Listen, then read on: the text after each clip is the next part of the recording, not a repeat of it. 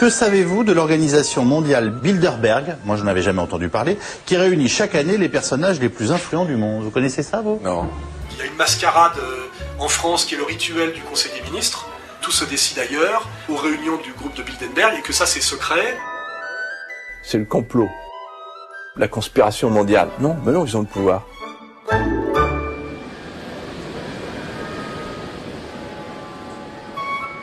Mai 1954. Aux Pays-Bas, à une centaine de kilomètres de Rotterdam, la petite ville d'Oosterberg accueille la première réunion d'une société confidentielle. Cette société, qui prend le nom de l'hôtel qui l'accueille, Bilderberg, fait se rencontrer des personnalités américaines et européennes. Depuis 1954, elle s'est réunie presque chaque année. Elle a accueilli Bill Clinton, Emmanuel Macron, Margaret Thatcher ou Angela Merkel. Ils y ont rencontré le banquier David Rockefeller, les PDG de Coca-Cola, de Total, de Microsoft ou des grands noms de la presse. Dans une réunion du Bilderberg, les participants peuvent se parler librement. Parce que tous les membres de ce club sont tenus de ne pas répéter ce qu'ils y entendent.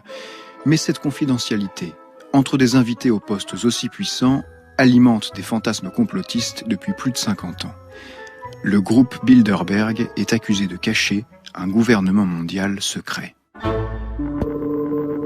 Mécanique du complotisme, Bilderberg ou le fantasme des vrais maîtres du monde. Thomas Duterre, Romain Weber. Épisode 1, naissance d'un sommet. Pour en parler avec nous, Olivier Dard et Yves Poncelet, historiens. Alors, le groupe Bilderberg, c'est une organisation qui est née en 1954. Olivier Dard. En pleine guerre froide, qui est l'œuvre d'un personnage curieux qui s'appelait Joseph Ratzinger, polonais d'origine. Et ce Ratzinger, à travers ce groupe de Bilderberg, souhaitait, au fond, rapprocher les États-Unis des pays de l'Europe occidentale, à un moment où l'atlantisme avait quelques petits soucis, puisque on avait commencé à construire l'Europe, et en particulier se posait le problème de la communauté européenne de défense. Et le souci de Ratzinger était de véritablement ancrer l'Europe et les États-Unis dans le même camp, de resserrer un certain nombre de liens, en faisant venir dans ce groupe de Bilderberg deux catégories d'acteurs, de décideurs. D'une part, des dirigeants politiques, d'autre part, un certain nombre de gens issus des milieux d'affaires et en particulier des banquiers. Joseph Ratzinger est donc l'un des grands artisans de la création du groupe Bilderberg. Il est polonais, diplomate, il n'a jamais été élu et il est inconnu du grand public. Mais c'est un conseiller de l'ombre qui est à l'origine du congrès de La Haye en 1948, fondement du fédéralisme européen, et qui a milité pour la création de l'OTAN ou Pacte Atlantique en 1949. La guerre froide est engagée et l'Union face à la menace soviétique s'organise.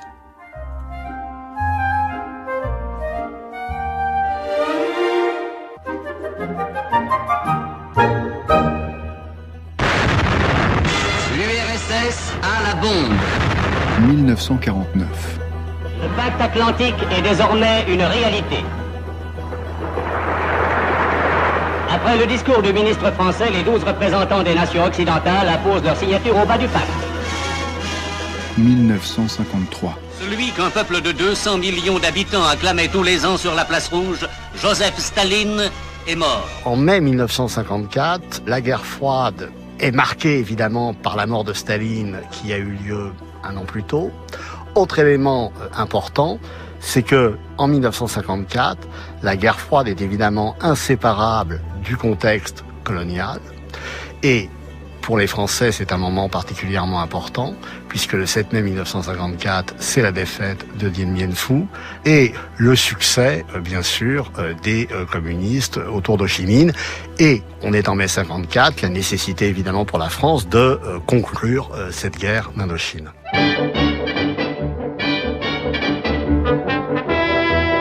Guerre froide, décolonisation, mais l'époque est aussi à la construction européenne.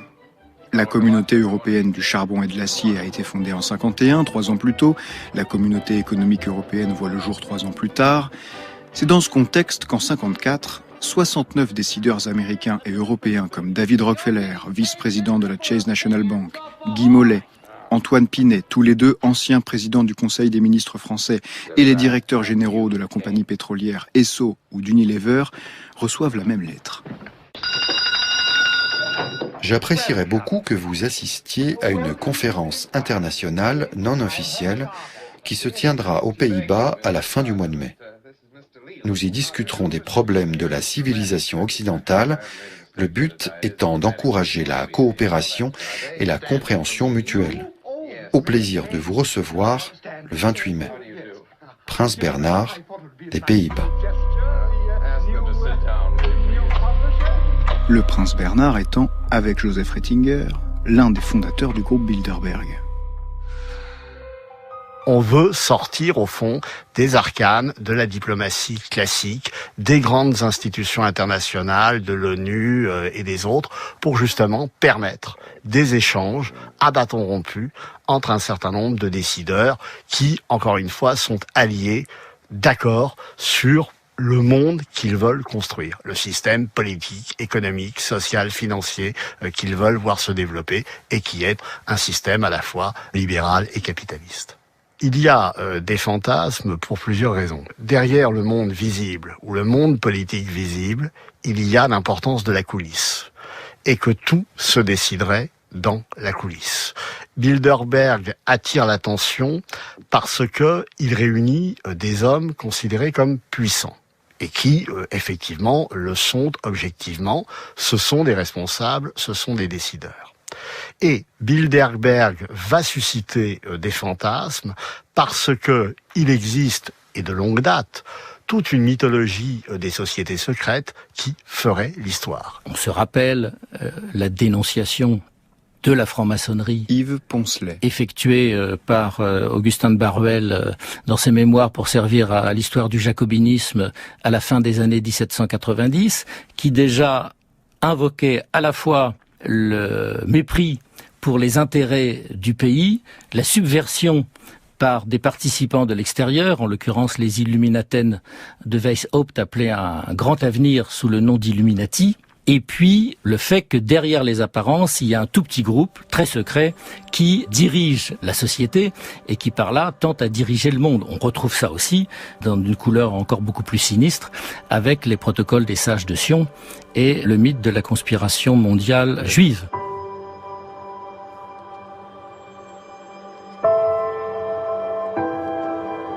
Le groupe Bilderberg est donc né. Il se répète chaque année, toujours à un endroit différent, la plupart du temps avec des invités différents eux aussi. Dans les années 1950, ils discutent de l'avenir de l'OTAN, de l'anticolonialisme ou du danger du communisme. Mais le secret est tellement bien respecté par les convives qu'il faut attendre 10 ans avant que les premières suspicions complotistes n'apparaissent. Nous sommes aux États-Unis en 1964. Allô Paris, ici San Francisco. Nous avons abandonné le palais de la Vache pour commencer les débats de la Convention pour rendre visite au quartier général de Paris-Goldwater. Le Parti républicain doit désigner son candidat pour affronter le démocrate Lyndon Johnson à l'élection présidentielle. Parmi les 6 candidats républicains, il y a 2 favoris. Le représentant de l'aile gauche, Nelson Rockefeller, frère de David, l'un des membres les plus importants du Bilderberg, et le conservateur Barry Goldwater. L'un des plus fidèles soutiens de ce Goldwater est une pamphlétaire anti-avortement, anti-féministe et anti-communiste, Phyllis Schlafly. C'est de cette femme que naissent les premières accusations complotistes contre le groupe Bilderberg. Qu'est-ce qu'elle dit précisément, Phyllis Schlafly, en 1964, la première théoricienne du complot de Bilderberg? Alors, Phyllis Schlafly est intéressée, je vous rappelle le contexte, celui de la campagne électorale qui oppose Goldwater et Johnson. Schlafly est intéressée par le choix de bons à ses yeux bien sûr, candidats républicains. Elle est persuadée que les conventions républicaines depuis 1936 sont en fait dirigées en sous-main par une aile qu'elle appelle l'aile Rockefeller des républicains, qui choisit des candidats qui ne sont pas de vrais républicains, qui ne défendent pas les valeurs des républicains, qui ne défendent pas les intérêts des États-Unis. Et donc son propos, notamment, est de démonter les choix opérés par les conventions républicaines précédentes pour installer dans le paysage la pertinence du choix de Barry Goldwater pour affronter Johnson. For unity, for a government that serves no special interest. Phyllis Schlafly, A Voice, Not an Echo, 1964. Je suis tombée sur la preuve que des hommes très puissants se rencontrent pour prendre des décisions à l'insu des citoyens américains. Officiellement appelé le groupe de Bilderberg, ils choisissent les dirigeants américains et ils se sont réunis sur l'île Saint-Simon du 14 au 18 février 1957. Cela montre que les républicains modérés les plus importants s'entendent avec les démocrates de gauche sur le social, l'économique et le politique. Comme il s'agit d'expliquer pourquoi les candidats républicains ne sont pas ceux qu'elles souhaitent, il faut invoquer les puissances d'argent qui manipulent la convention et qui favorisent les candidats qui leur semblent les plus adéquats à leur projet d'ouverture sur le monde, de circulation du capital et de refus des conflits de manière à ce que les affaires marchent. Les fantasmes complotistes sur le groupe Bilderberg naissent donc aux États-Unis dans la droite conservatrice. Il faut encore 3 ans pour qu'ils parviennent en France. En 1967, ils sont repris par un certain Roger Menvé, journaliste d'extrême droite, fondateur d'un périodique conspirationniste appelé « Les documents politiques, diplomatiques et financiers » qu'il dirige pendant près de 50 ans. Pour lui, Bilderberg n'a rien de nouveau. Ce n'est que la continuité d'un complot de longue date, bien français, la synarchie. Un complot de technocrates et de banquiers qui auraient voulu se substituer au gouvernement de Vichy et soumettre les économies nationales à un contrôle unique et antidémocratique. Il est par conséquent tout à fait logique de retrouver Roger Menvé sur ce terrain, puisqu'en réalité, la synarchie est un chaînon important de cette vision au fond d'un complot ourdi par les décideurs économiques et par les technocrates. Le groupe de Bilderberg s'inscrit bien entendu dans cette filiation et Menvé assure en quelque sorte la pérennité ou la pérennisation de ce type de discours.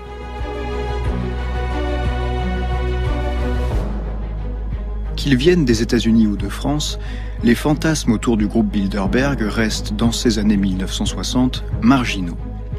Pour qu'ils gagnent de l'ampleur, il faut attendre 1973 et la création d'une autre société confidentielle, la Commission trilatérale. Fondée par des membres du Bilderberg, Rockefeller et Henry Kissinger, entre autres, la trilatérale fonctionne comme Bilderberg avec, en plus, le monde asiatique.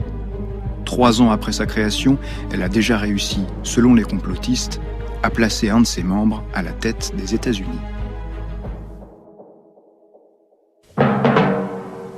Chez les démocrates, c'est la joie. Seulement Jimmy Carter.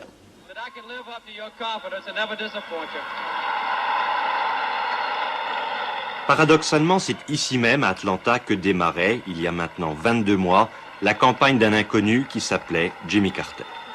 À 52 ans, cet ancien officier de marine a su surmonter son manque de notoriété, son origine sudiste, pour concrétiser son rêve. Et l'Amérique, après avoir découvert le candidat Carter, devra maintenant découvrir le président Carter.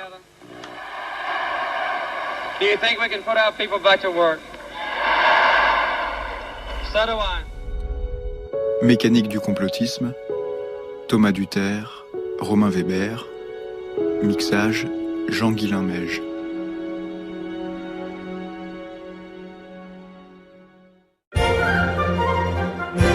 Mécanique du complotisme, Bilderberg ou le fantasme des vrais maîtres du monde. Thomas Duterre, Romain Weber. Épisode 2, les chasseurs de Bilderberg. Will you place your left hand on the Bible and raise your right hand and repeat after me? I, Jimmy Carter, do solemnly swear. I, Jimmy Carter, do solemnly swear. That I will faithfully execute. That I will faithfully execute. The office of President of the United States. The office of President of the United States. Congratulations. Aux États-Unis, La victoire du démocrate Jimmy Carter à l'élection présidentielle de 1976 peut sembler surprenante. Parce qu'il était presque inconnu des électeurs un an plus tôt et qu'il n'était crédité que de 4% des voix à l'investiture du Parti démocrate à 9 mois du scrutin. Pour certains républicains, son élection s'explique par sa proximité avec la commission trilatérale émanation du groupe Bilderberg. Jimmy Carter y a été invité. Certains de ses membres influents, comme le politologue Zbigniew Brzezinski, ont soutenu sa campagne. Et Carter, une fois président, a nommé autour de lui 23 membres de cette commission, dont Brzezinski et un certain Walter Mondale au poste de vice-président. Les fantasmes complotistes autour du Bilderberg et de la commission trilatérale se propagent avec une idée directrice. Les chefs d'État et de gouvernement sont choisis en secret par ces sociétés confidentielles. L'idée de la commission trilatérale, c'est de réunir Olivier Dard. Un certain nombre de décideurs, d'une part pour réguler ces relations internationales, et puis aussi, ne l'oublions pas, réfléchir à la crise économique qui commence à sévir dans le monde occidental en particulier, mais dans le monde à partir du choc pétrolier de 1973.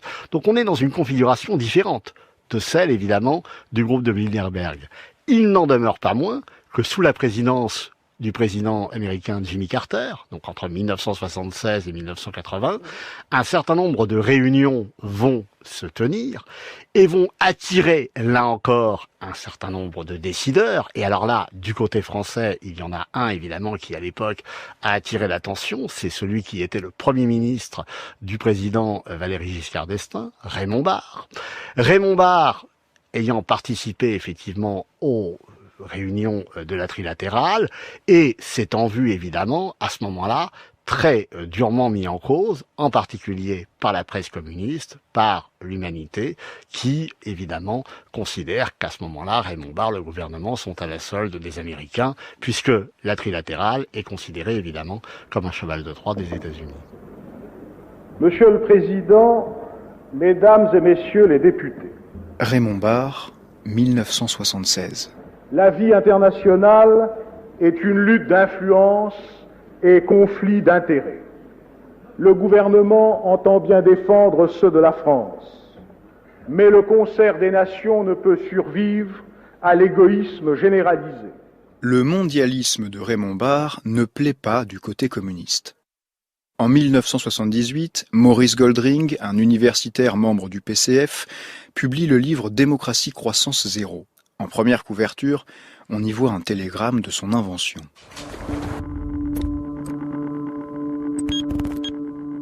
Urgent, vous renseigner. Stop. Commission trilatérale s'est réunie. Stop. Avec PDG, Coca-Cola, Raymond Barre, PDG Esso, Fiat, Paribas, Jimmy Carter. Ordre du jour, top secret. Stop. Il faut limiter démocratie. Stop. Cette même année 1978, le groupe Bilderberg discute bombes à neutrons et stabilité monétaire à Princeton, aux États-Unis. Et c'est aux États-Unis qu'apparaît un nouveau personnage, le doyen des chasseurs de Bilderberg, un certain Jim Tucker. Alors, Jim Tucker, c'est un personnage assez typique de ce monde des dénonciateurs du groupe Bilderberg, des chasseurs de Bilderberg. C'est un journaliste. Yves Poncelet. Alors qu'il a à peu près une quarantaine d'années, au milieu des années 70, c'est incité par son journal Spotlight à travailler sur le groupe Bilderberg et il va en faire une spécialité au point de publier en 2005, quelques années avant sa mort, le journal de sa traque du groupe Bilderberg. Il sera obsédé par l'idée de réussir à pénétrer le groupe Bilderberg, l'idée de saisir ce qui a pu s'y dire et s'y décider, l'idée de repérer justement des preuves de ce gouvernement occulte et obsédé aussi de diffuser tout ce qu'il peut diffuser, et notamment les listes des participants. Le journaliste Jim Tucker couvre le Bilderberg depuis 30 ans. 120 des hommes les plus puissants du monde, des chefs d'État européens, des hauts fonctionnaires américains. J'ai entendu parler de Bilderberg en 75. Et je n'y croyais pas. Ils veulent rester secrets parce qu'ils font du mal. Et le mal, c'est dans l'obscurité. C'est des gangsters. Bilderberg a lieu ici ce week-end.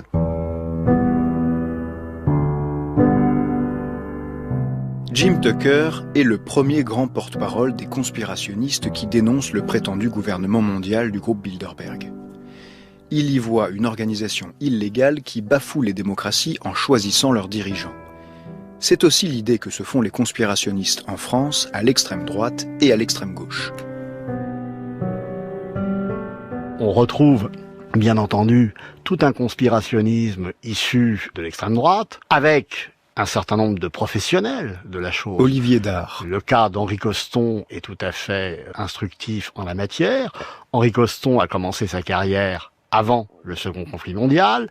Il l'a poursuivi dans la presse collaborationniste pendant la guerre et son mensuel Lecture française n'a cessé depuis les années 50 de dénoncer ce complot mondial. Alors, il s'adapte. La Synarchie, le groupe de Bilderberg et, à partir des années 70, évidemment, la trilatérale, mais pour expliquer qu'en réalité, c'est la même chose et que l'hydre, au fond, est en train, évidemment, de continuer.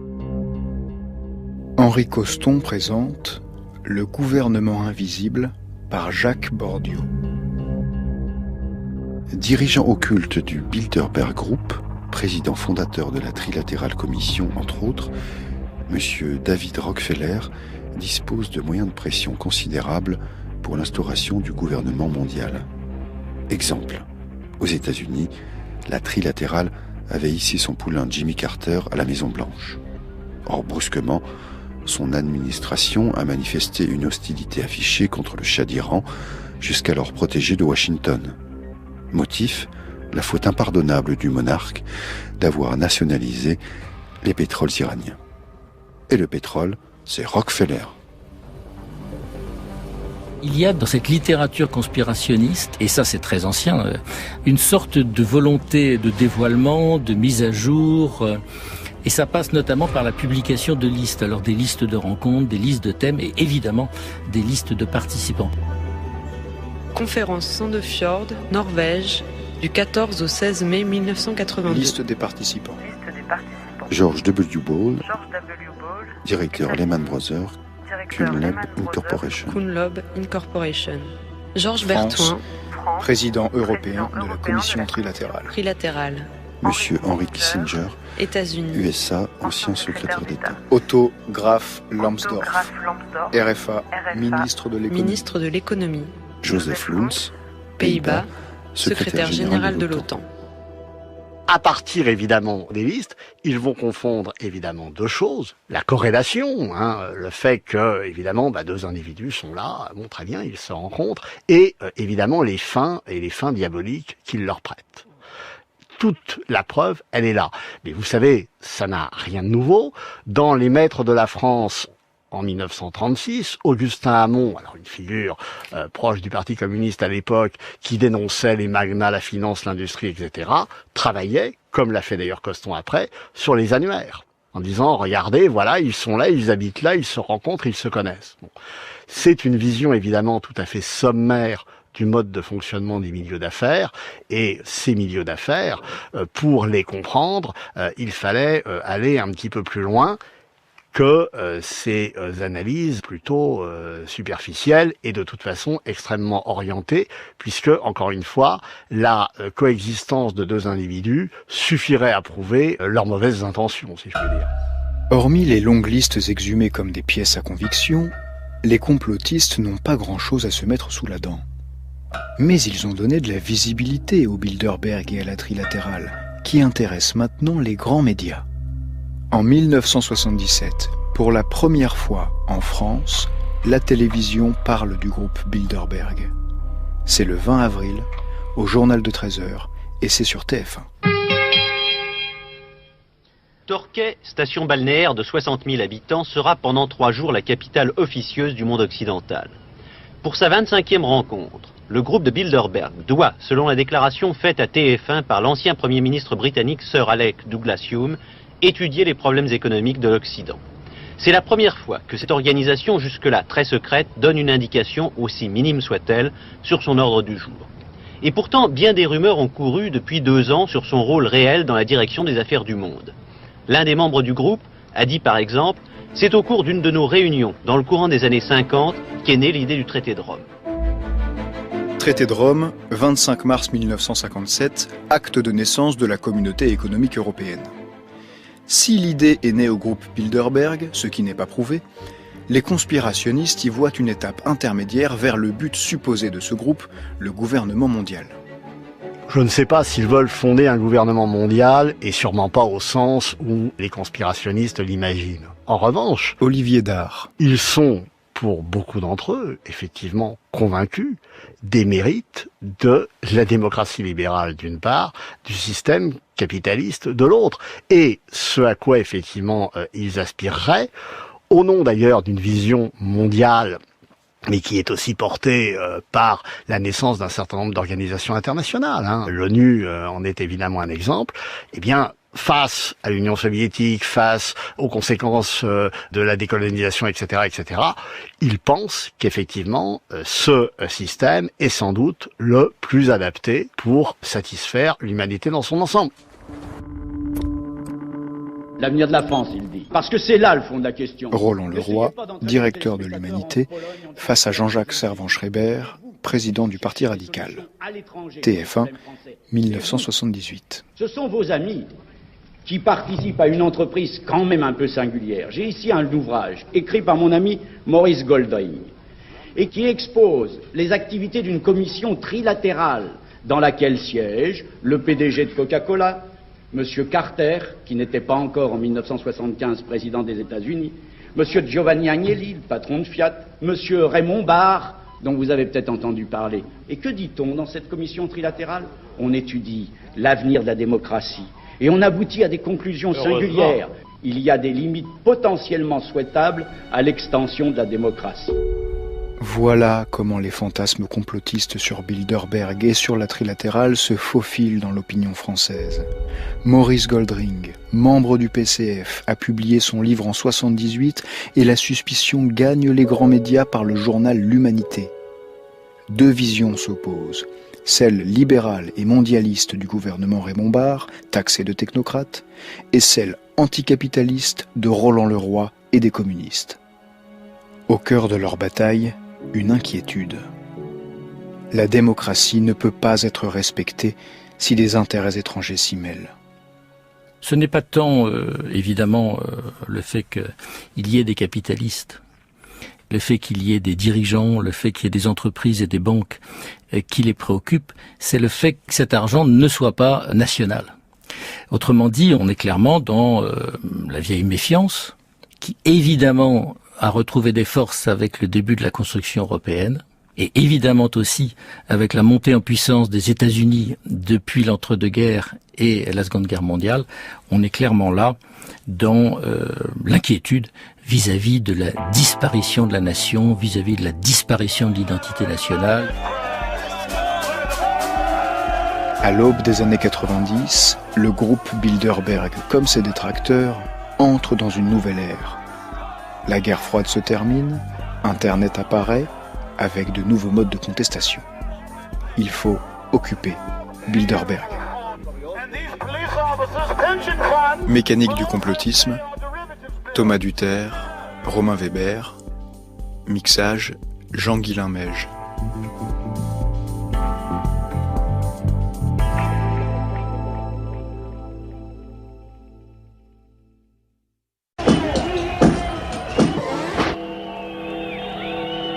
En Allemagne de l'Est, pendant ce temps, les manifestations grossissent. La foule s'est épaissie, les gens sont sortis des maisons et se sont joints au cortège. Ils sont déjà plus de 100 000. 9 novembre 1989, chute du mur de Berlin.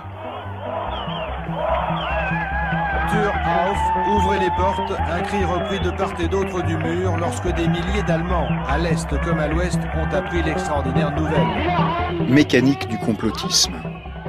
Bilderberg ou le fantasme des vrais maîtres du monde. Thomas Duterre, Romain Weber. Épisode 3, Occupy Bilderberg. On est maintenant au début des années 90. La guerre froide se termine. Qu'est-ce que ça change pour le groupe Bilderberg ? ça change pas mal de choses parce qu'effectivement, il n'y a plus d'ennemis. Il n'y a plus d'ennemis communistes. Et on sait ce qu'il en est dans ces années 90, avec la fin de la guerre froide, les conflits en Yougoslavie, etc., la montée en puissance de l'islamisme. Olivier Dahr. Se repose évidemment la question de savoir quel ordre économique, politique, mondial veut-on construire. Dans les années 1990, l'illusion a été portée, et notamment chez ces décideurs, qu'au fond, la démocratie pourrait s'étendre. Et pourrait être au fond un régime planétaire. Invité au Bilderberg 1991. Marc Ladré de la Charrière, président Fimalac. Mario Monti, professeur d'économie. Bill Clinton, gouverneur de l'Arkansas. France Inter. Bonjour, un nouveau président pour l'Amérique, Bill Clinton, est élu avec 43% des suffrages devant George Bush, 38% des voix, et Ross Perot, 19%. On this day, the American people have voted to make a new beginning. Invité au Bilderberg 1993. Louis Schweitzer, PDG Renault. James Hoagland, rédacteur en chef, The Washington Post. Tony Blair, député. Tony Blair, 1997. Je viens juste d'accepter l'offre de la reine de diriger le gouvernement de ce pays. Aujourd'hui, nous sommes investis de la lourde responsabilité de gouverner. Il est maintenant temps d'agir. Les années 1990 avancent, arrivent les années 2000 et le Bilderberg est toujours accusé de la même chose. Il bafoue les démocraties nationales en plaçant ses membres au plus haut sommet des États, comme Bill Clinton et Tony Blair. Ils sont accusés ensuite d'être soumis aux financiers, patrons de multinationales et médias qui les auraient choisis.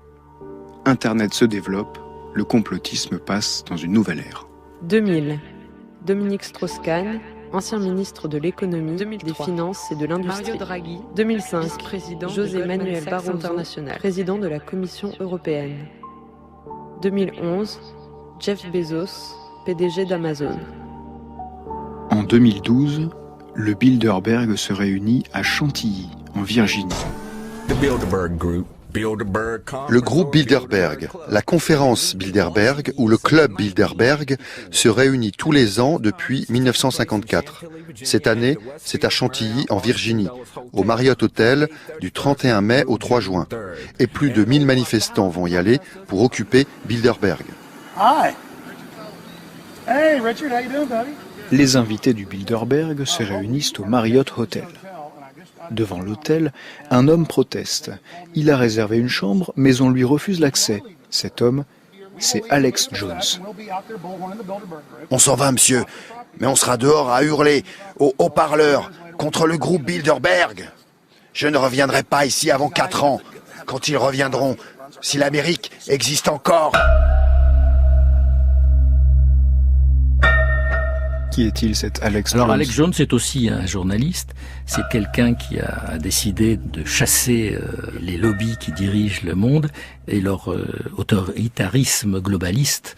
Et c'est lui qui est à l'origine, avec d'autres bien sûr, mais enfin il y a fortement joué un rôle de l'opération Occupy Bilderberg à partir de 2012. D'ailleurs on le voit bien sur le web en 2013, l'année où le groupe Bilderberg se réunit dans le Hertfordshire, où il exulte, puisqu'il y a du monde, il y a des médias alternatifs, il y a des médias mainstream, il y a des publics qui l'écoutent et qui écoutent les autres intervenants pour dénoncer la réunion du groupe Bilderberg, et il se dit voilà, ça y est, on a réussi.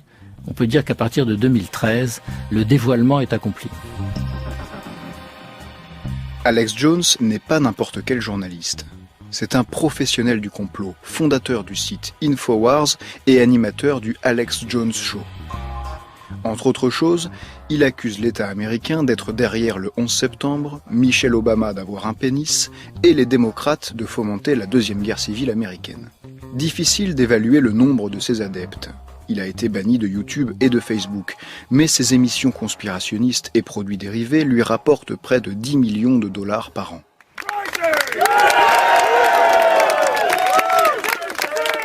L'année d'après, en 2013, le Bilderberg passe à Watford, en Angleterre. Occupy Bilderberg a pris de l'ampleur. Ils sont plusieurs centaines. toujours au rendez-vous, Alex Jones, interviewé par des Français sur place. Bilderberg 2013 is the most important up to this date because now Bilderberg 2013 est le plus important parce que maintenant, il y a un suivi massif. C'est une victoire pour la presse alternative.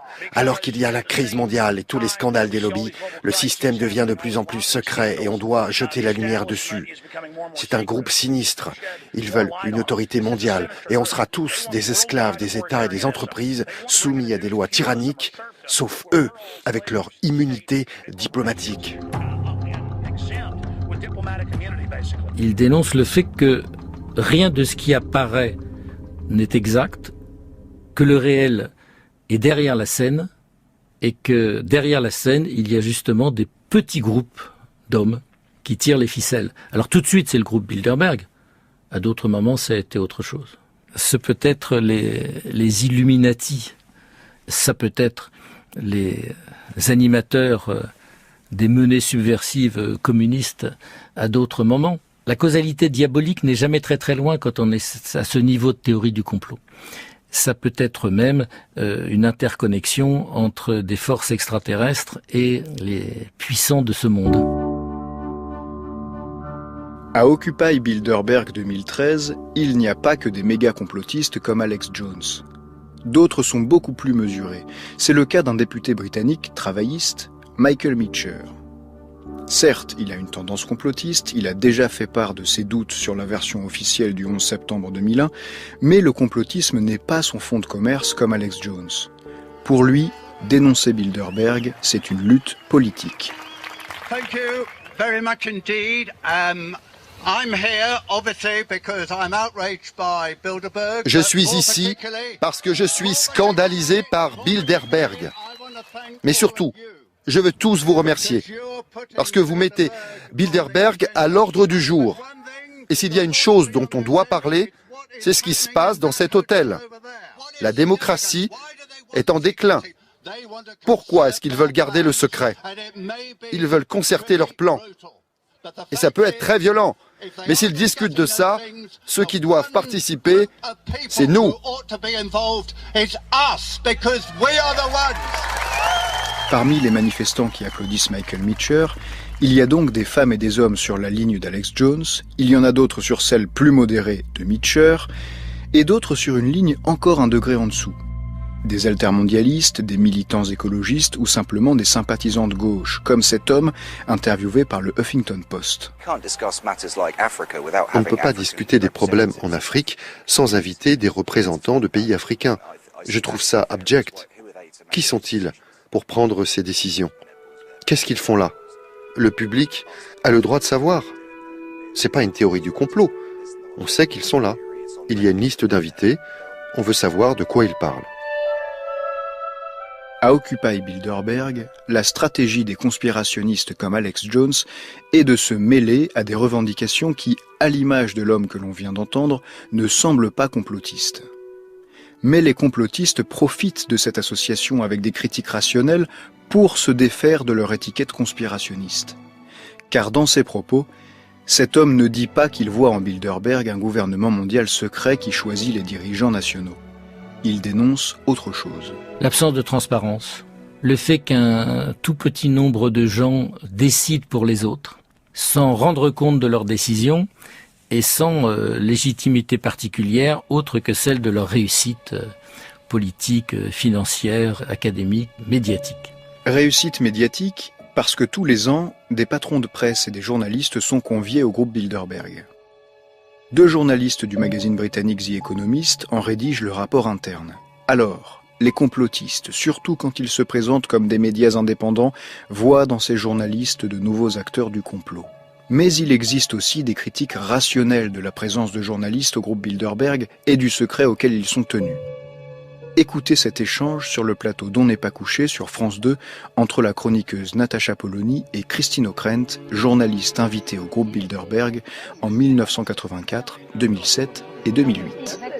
Et puisque nous parlons de vision du journalisme, dernière question, Natacha. Par exemple, vous interroger sur le cercle Bilderberg, auquel vous avez participé 3 fois. Or, quand on interroge des gens qui ont participé à ces réunions, ils répondent « Je ne peux rien dire de ce qui s'y passe, car pour la liberté de parole, nous devons respecter une certaine confidentialité. » Est-ce que ce n'est pas exactement le contraire, justement, du métier de journaliste? Je crois que vous avez une vision un peu conspirationniste des choses. C'est pas un complot. C'est pas le complot du capitalisme libéral pour gouverner le monde parce qu'ils sont tous méchants. C'est une question de positionnement du journaliste. Est-ce qu'il est journalistes sain qu'un journaliste se retrouve dans une position où il ne va pas pouvoir exercer son rôle de journaliste? Est-ce qu'il est sain qu'il soit avec des gens qui fréquentent les cercles de pouvoir sans qu'ils puissent justement les interroger, leur parler et en rendre compte? Mais il n'est pas nécessairement en mission. Et il peut très bien discuter avec Henry Kissinger ou avec Laura de Prusse. C'est quoi un journaliste, à votre avis? C'est quelqu'un qui cause qu'à des journalistes? La discussion entre Natacha Polony et Christine Ockrent montre l'influence des fantasmes complotistes. Le groupe Bilderberg a été tellement attaqué par des conspirationnistes qu'aujourd'hui, les critiques qui lui sont portées, même celles qui semblent rationnelles, sont immédiatement considérées comme complotistes. J'ai pris beaucoup d'intérêt à écouter les travaux des uns et des autres. On travaille beaucoup à Bilderberg, du matin au soir. Vous comprenez la vision du monde des interlocuteurs qui sont là. François Langlais. C'est-à-dire, globalement, les dangers qu'ils identifient en matière de crise internationale, par exemple. Les opportunités qu'ils espèrent. Mais, le jour où il se produit un événement, comme par exemple la crise coréenne, vous avez en tête la façon dont les Américains et les Chinois peuvent réagir. Et ça vous aide dans l'analyse, dans l'interprétation des événements. Est-ce qu'aujourd'hui, s'opposer au groupe Bilderberg, c'est être complotiste? Ah mais je ne le pense pas. C'est-à-dire non mais je crois qu'il faut bien distinguer les choses. Si vous voulez, qu'on dénonce le groupe de Bilderberg, ça peut tout à fait se comprendre. Hein. Il peut y avoir un discours contre un certain type d'élite, un gouvernement mondial, etc. Mais pourquoi, grand Dieu, aller chercher ou récupérer ou ramener toute une série de théories conspirationnistes pour cela? Encore une fois, les hommes de Bilderberg, le groupe de Bilderberg ou les gens de la Trilatérale avaient un projet qu'ils ont d'ailleurs publié, qu'on peut parfaitement discuter, condamner, etc. Mais ce qui est très frappant, malgré tout, c'est de voir que ces sociétés, ces groupements, parce qu'en même temps ils mettent en jeu le pouvoir et l'argent, fascinent à cet égard. Quand vous n'envisagez que la présence des Illuminati à la tête des complots mondiaux, ça rend tout de même très très compliqué d'être reçu de manière un peu sérieuse par la majorité des femmes et des hommes qui, dans le monde, essaient de réfléchir à ce qui se passe, quoi. Donc, il y a un vrai risque pour la mise en cause de l'ordre mondial à ne le voir mettre en cause, en quelque sorte, que de manière fantasmatique. Mécanique du complotisme, Thomas Duterre, Romain Weber.